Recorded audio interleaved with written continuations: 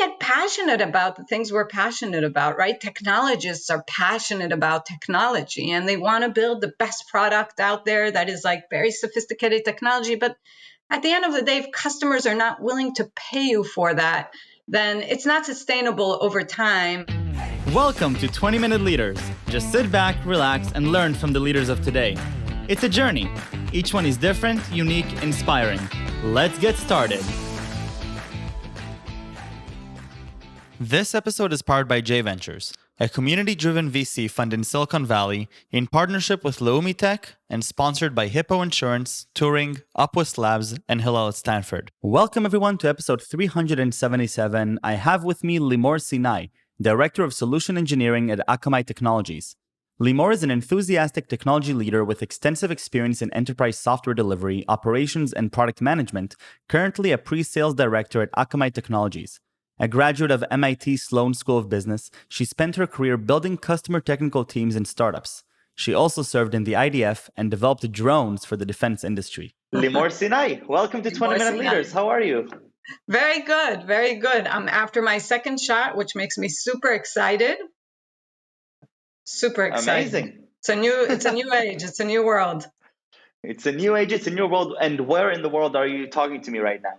I am in Newton, Massachusetts, which is a suburb of Boston. Wow, and so I've never been there before. I have been to Boston, but not specifically there.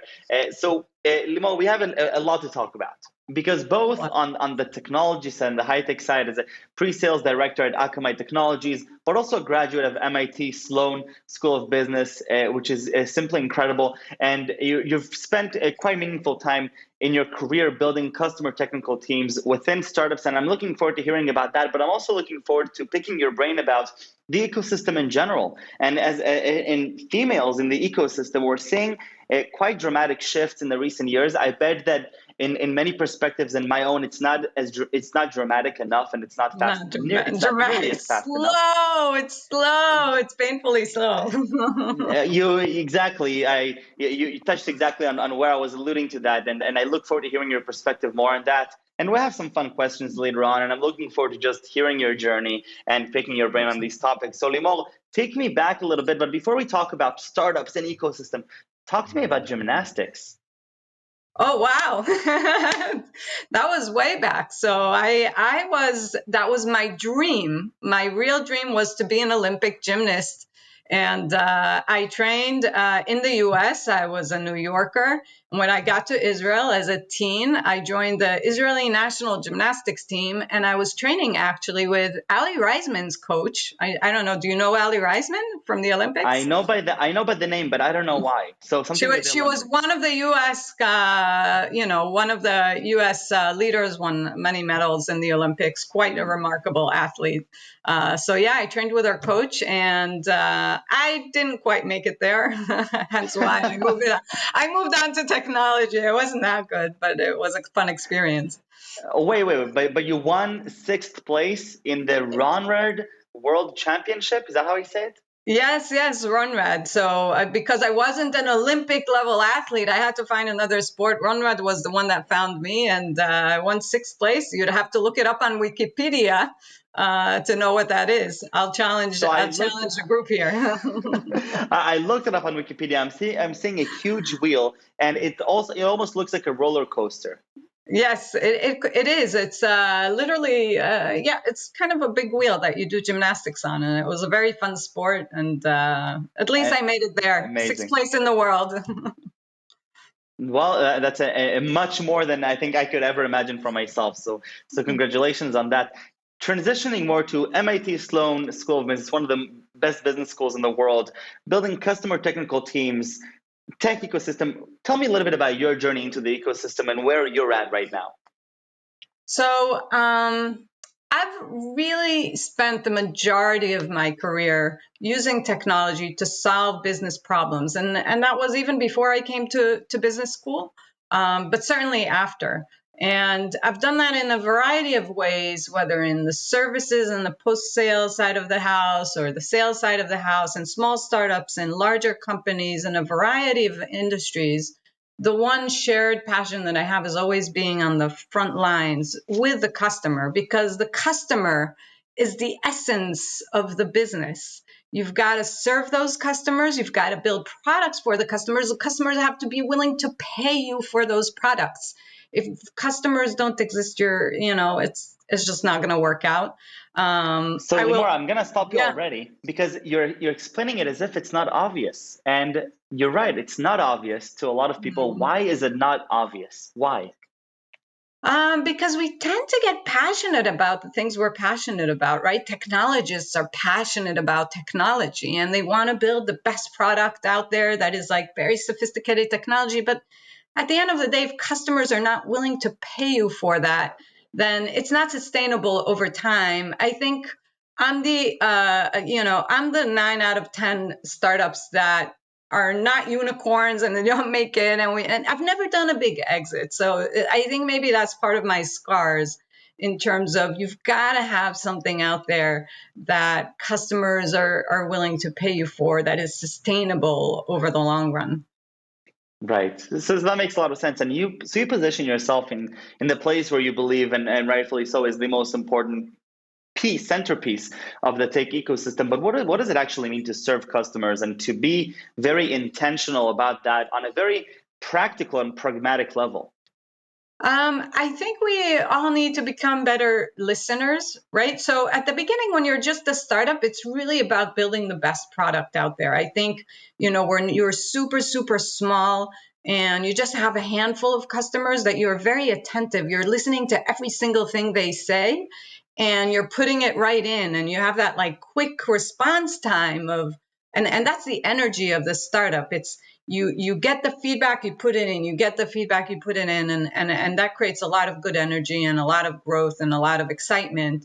I think as you grow as a company, and the stuff that I deal with today at Akamai is how do you do that at scale, right? You don't have one or two, three Yes. customers.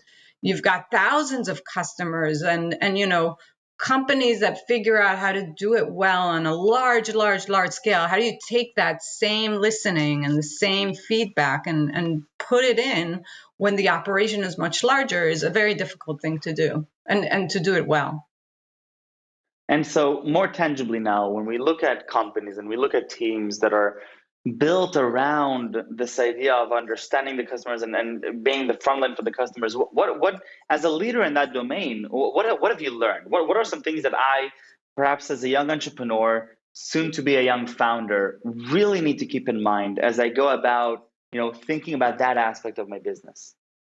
I think number one, listen more, talk less, right? So listen to what the customer is trying to tell you is super critical, no matter what size of business. I think being genuine is also really, really important. Especially when stuff doesn't work as expected. So stuff doesn't always work well. But being genuine about what you can do about the situation. I've certainly been in situations where we did blue screens of death for like a bank, like a whole bank just like went down, right?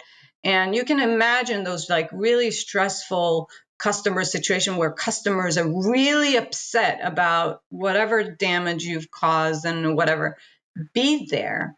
Don't hide. You've got to be front and center, be responsible, do the right thing. I think is the second most important factor because customers will appreciate you for being genuine in the toughest situation. They won't walk away when you're on the hook and when you're willing to go the extra mile and do the right thing. It doesn't sound, trivial. This idea, don't hide, be there. It's a nice sentence, but it's far from trivial, especially when I'm imagining a situation like what you're describing here, where it's a fight or flight, and the nature is to flight, and Yeah. so It's not fun to take that call from an angry customer. It really right. isn't. But those are the make or break moments. Those are the make or break moments because if the customer knows that you're going to be there for them in those worst moments possible, they know that they want that relationship longer term. So that's why though, and it's very easy to hide behind something, send an email. I don't know. It's always very easy to hide in those situations as opposed to just be there, take it all in, shut up and listen, right? And really find a way to do the right thing by the business, whether it's free services, whether it's putting more people on site, whatever the situation is, there's always a way to make it more right. The damage is always done. The question is, how do you make it right going forward? Right, and I can imagine that, it's one thing to talk here in first person terms and saying, this is how I approach these situations. But at the end, in a big organization, and especially as you have teams that are working with customers, it is often not necessarily the manager that gets the call. It can be any one of the people that are working in the team that gets this call. And you really want to make sure that, the whole group is aligned for the same mentality and the same mindset of being there and not to flee, right? So I'm guessing that's even a much greater challenge than what we talked until now. And as a leader, I think you've got to be there. The most senior leaders, some of the most the most amazing leaders I've worked for and respected are the ones that took the call at 3 a.m. their time when whatever happened, and there is 100 technical people on the line to fix it. But they're there as well, listening to, I don't know, whatever technology problem that they're going through, just to make it known that they're there to oversee it and to do the right thing. And that sends a very important, strong message to customers. Right, that makes a lot of sense. Tell me a little bit about your perspective on the ecosystem. I introduced it in one sentence. You rightfully so corrected my overstating of the progress that we're making. There is progress. It's just very, very, very slow, and it's probably slow enough for a lot of people to take credit and to congratulate the progress. But you're right in correcting me that that's an illusion for where we actually are. So Limor, give me a little bit of perspective and help me understand a little bit better what's actually happening. So I have 3 girls. And as such, I'm very passionate about how do we open up the world of opportunity for these girls. They're all teenagers today. And how do you change the landscape of diversity? When I joined Akamai, I joke, there were 10 men in the room. I had to present on whatever technology as part of my interview process. There were 10 men.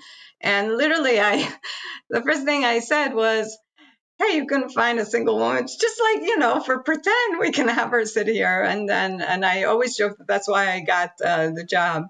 Fast forward 6 years later, we've changed a lot of things in how we do things that I'm super proud of, but it's very, very slow progress.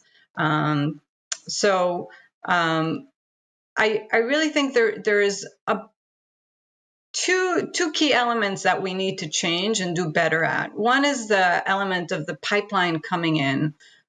We seem to think that, there's not enough women going into STEM and technology and all that. And I don't think that's the problem. Akamai founded the Akamai Technical Academy that I've been a huge supporter of. And what that academy does is take people without any technical background and teach them the things they need to know in order to do and join the company and do really well at the company. There's a Harvard business case around that, which I encourage you to look up. Phenomenal progress over the probably 5-6 years that the company has done that. And today I actually manage a global team of a lot of ATA members that have grown into such positions. So I think that's one area where the technology sector as a whole can do more. It's not only about the pipeline and relying on the STEM and the sciences, is how do we give certificates, do more, and hire in a different way. I don't think we need to hire a person that has a computer science degree to do all the roles that the technology company needs. There are plenty of roles that don't require that background, and there are plenty of roles that we can teach people how to do. So how do we do that better? That's like one area.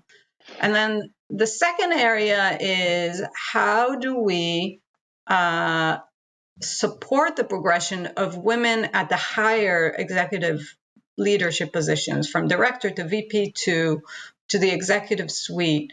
Because I met a phenomenal woman at this Women's Award event, and she had maintained like a 45% 45 to 50% ratio in her organization. And I Wow. asked her how she did that. She's like, I was like, how did you get to 45, 50%? That's like unheard of in our industry. So it was very simple.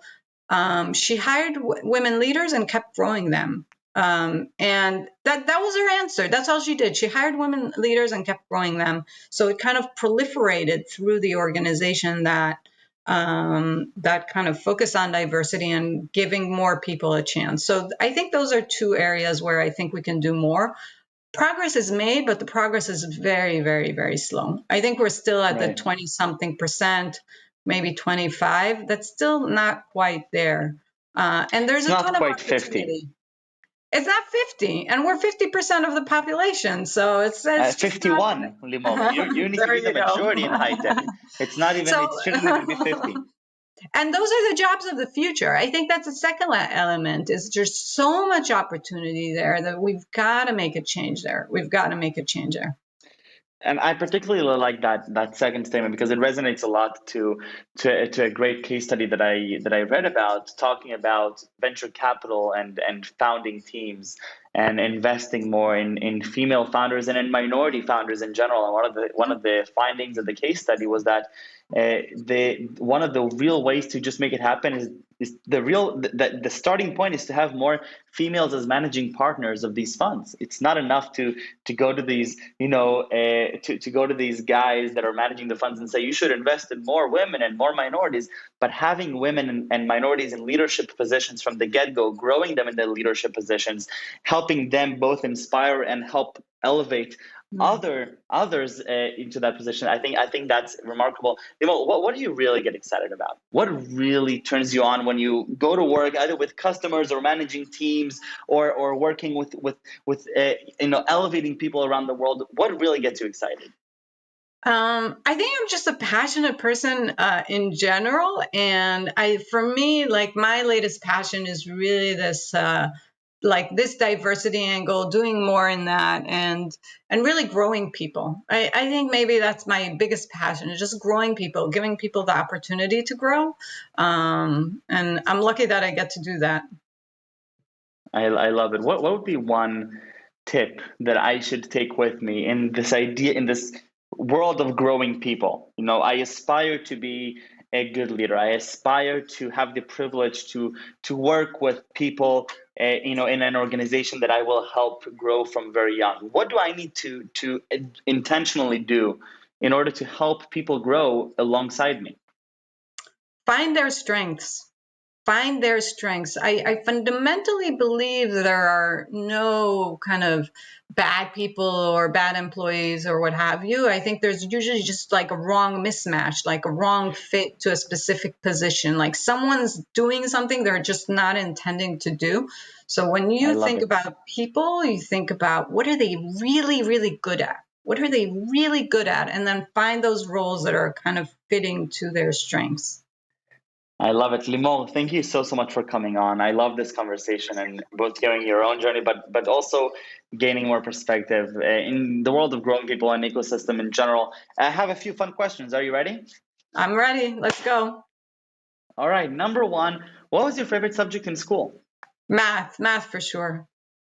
I love It's it. either right or wrong. It's very easy. You don't have to guess. I love it. Who is one of your role models, fictional or real? My husband. My husband, Asaf, Okay, he's tell my me high more. school sweetheart. Um, Really? yeah, so he is positive no matter what the situation, and I think that positivity is just so inspiring. To have positivity in your life is something really important. So he's my role model for sure. I love it. And the final question, it's not the most important one, but it is the hardest, I think, for a lot of people. What are three words that you would use to describe yourself? My first one is passionate, which I think we talked about in this interview. Genuine, for sure. You see what you get. There's not a lot beyond. And then usually people tend to tell me I'm smart, so I'm going to go with that one. Limor, toda raba raba. Thank you so much. Thank you so much, Michael. I'm taking a lot of lessons here for myself, and I'm sure this will be so enjoyable for so many people. So thank you for coming on and sharing your insights with me, and stay safe and stay healthy.